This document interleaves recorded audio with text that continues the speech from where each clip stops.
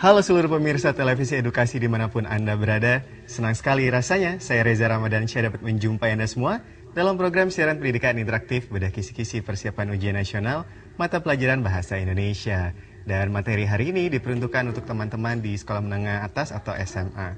Dan teman-teman sekalian, seperti biasa saya tidak sendirian di sini. Saya sudah ditemani oleh seorang narasumber. Beliau adalah Ibu Yeti Kurniawati dari SMA Al-Azhar BSD Tangerang. Langsung kita sapa saja ya. Halo Ibu, apa kabar? Alhamdulillah sehat. Baik-baik saja Bu ya. Gimana, siap hari ini? Insya Allah siap. Iya, mungkin kita akan bahas bahasa Indonesia Bu ya pada hari ini. Mungkin Ibu Yeti ada sedikit gambaran apa yang akan kita bahas pada hari ini? Iya, hari ini kita akan membahas materi tentang mencari kalimat utama dalam sebuah paragraf dan mencari fakta opini dalam sebuah paragraf. Ini tentunya untuk materi UN ya, nanti kita akan bedah kisi-kisi di sini.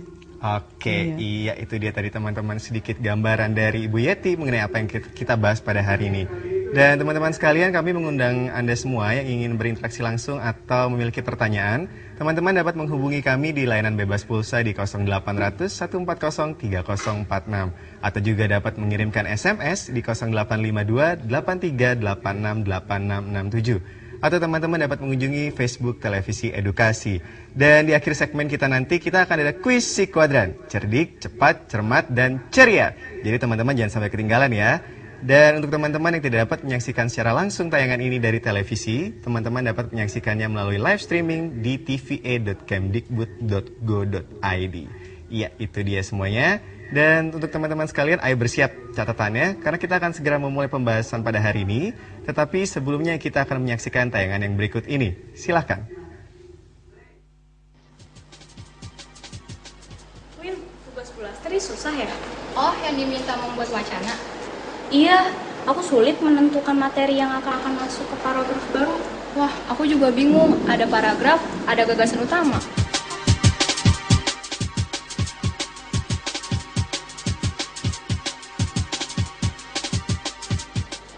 Kamu bikin aku tambah bingung aja, Win. Mungkin sama kali ya, antara paragraf dan gagasan utama.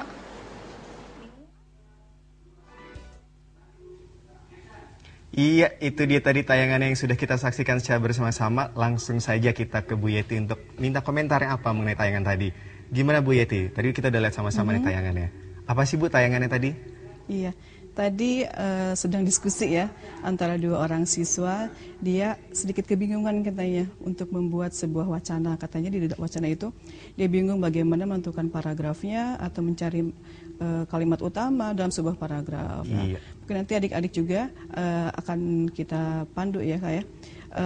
Cara membuat atau menentukan kalimat utama dalam sebuah paragraf. Ya, dan tentunya tayangan tadi berkaitan dengan berkaitan dengan materi hari kita hari ini ya, indikator iya, pertama. Iya. Mungkin Ibu, kita langsung saja masuk ke indikator kita yang pertama, yaitu menentukan unsur-unsur paragraf, ide pokok, kalimat utama, dan kalimat penjelas. Seperti Ibu ya. Okay. Baik Ibu, ayo silakan. Terima kasih Kak Riza. Ya, baiklah, hari ini kita akan membahas ya kisi-kisi ujian bahasa Indonesia untuk SMA. Tentunya tadi Ibu sudah sampaikan bahwa hari ini kita akan membahas dua indikator untuk nanti persiapan di ujian akhir nanti ya. Baiklah, yang pertama, indikator yang pertama adalah menentukan unsur-unsur paragraf, ide pokok dalam kalimat utama dan kalimat penjelas. Itu yang pertama ya. Baiklah, untuk selanjutnya kita langsung ke contoh soal. Tadi materinya soal yang pertama ya. Soal yang pertama adalah di sini ada sebuah wacana, Ibu akan bacakan. Langkah-langkah pendisiplinan perlu dilakukan. Ketidakdisiplinan terjadi melalui proses erosi yang berlangsung cukup lama. Penanggulannya pun perlu dilakukan secara sedikit demi sedikit. Itu berarti bahwa erosi disiplin perlu diatasi dengan proses sedimentasi disiplin. Melalui proses sedimentasi disiplin, sedikit demi sedikit nilai-nilai kedisiplinan diendapkan ke dalam masyarakat. Nah, itu adalah contoh wacananya.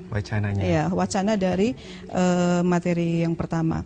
Nah, pertanyaannya di sini. Pertanyaannya adalah? Ya, pertanyaannya, kalimat utama pada paragraf di atas ditandai pada nomor Tentu adik-adik tadi sudah baca ya materinya atau wacananya. Kita kembali lagi ke wacananya. Kita mencari kalimat utama. Ya.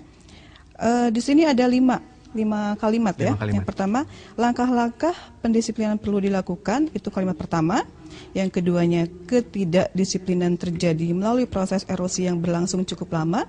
Atau tiga, ya, penanggulangannya pun perlu dilakukan secara sedikit demi sedikit. Atau empat, itu berarti bahwa erosi disiplin perlu diatasi dengan proses sedimentasi disiplin. Atau yang terakhir, ya. Nah, kita kembali ke indikator yang tadi pertama. Pertanyaannya, ide pokoknya ya. Jadi yang mana? Jawabannya ya, kalimat utamanya yang mana? Ya, kita lihat jawabannya A. Nah, di sini kenapa kalimat utama itu ada di nomor 1? Kenapa itu, Ibu? Ya, kenapa? Kita lihat. Di sini adik-adik harus paham dulu ketika mencari sebuah kalimat utama, ini ada hubungannya dengan pola pengembangan paragraf induktif deduktif. Oke. Ya, jadi dalam mencari kalimat utama itu tentunya adik-adik harus pahami dulu. Kalau misalnya wacana ini menanyakan kalimat utama, tentunya harus induktif atau deduktif. Kalau induktif itu biasanya di awal kalimat. Di awal kalimat. Ya, kenapa A? Tadi kita lihat langkah-langkah pendisiplinan perlu dilakukan. Nah, ini sifatnya masih umum. Ya. Jadi kalau induktif itu kalimatnya masih umum. Nah, yang kedua, ketiga, keempat, dan selanjutnya itu adalah penjelas dari kalimat yang pertama. Iya.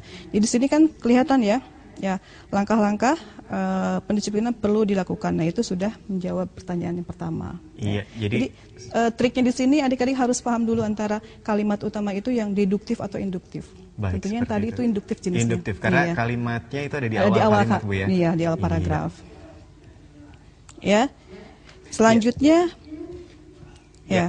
Itu dia tadi soal kita yang pertama, dan untuk teman-teman sekalian kita masih akan terus membahas soal ini. Kita akan segera masuk ke soal yang kedua. Ya, langsung saja dengan Bu Yeti. Bu, kita sudah masuk ke soal kedua nih, Bu ya. Soal kedua ya. Soal kedua, ya, ini masih dalam wacana juga ya. Wacananya, semburan lumpur, air, dan gas baru keluar dari halaman belakang rumah salah seorang penduduk warga desa Mindi, ya, Kecamatan Porong, Kabupaten Sidoarjo. Semburan ini merupakan semburan ke-59 yang muncul di sekitar pusat semburan utama. Menurut seorang ahli dari leader tim Vergaco, perusahaan yang mengawasi gas-gas berbahaya di sekitar pusat semburan, semburan-semburan itu sama dengan 58 semburan liar sebelumnya.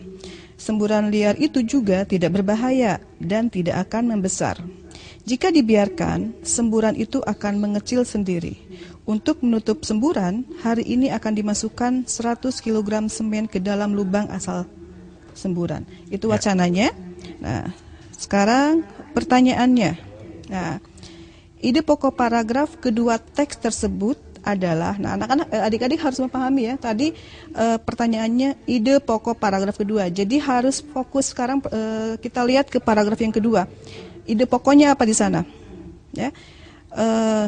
Pertama, pengawasan oleh tim, atau B, pendapat tentang semburan liar.